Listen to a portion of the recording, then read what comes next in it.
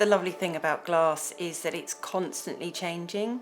So depending on where it is and the time of day, the time of year, it will look different. So it feels like it's constantly evolving.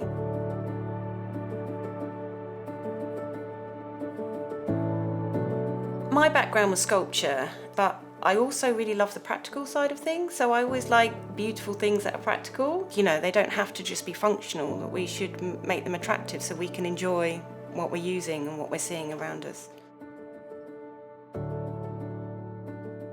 Sometimes I have quite a clear vision of what I'm going to do, but sometimes I just have colour in mind, or I might just have a form, and I try not to overthink it. So you have the drawing element, the design, and then there's the cutting of the glass, then you have to lead it to assemble it together, solder it, then you putty it, which gives it strength, and then finally you clean it up and you polish it, and it's ready.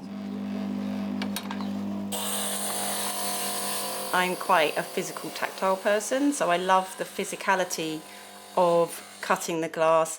I love the physicality of cutting the lead and assembling it all. There's lots of different tools that you might use to score it and to break it and reshape it and work with it.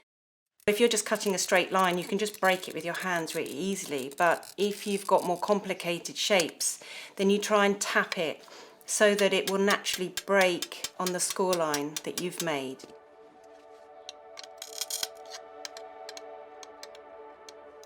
I've made a lot of mistakes. I've learnt the hard way, definitely.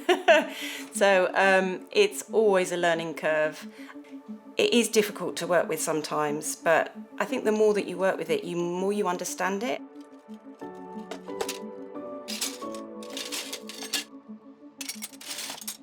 You get lots of different types of glass, lots of different qualities, different textures.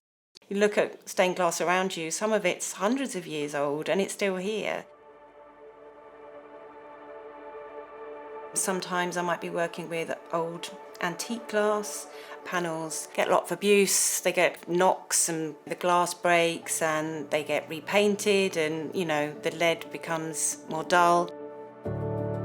You can bring them back to life, and I was working on a panel that glass had broken. I had to replace some pieces and I reputted it and repolished it and it looked like new. But what was lovely is I wondered who had made that, because that piece was possibly 100 years old, 80 to 100 years old.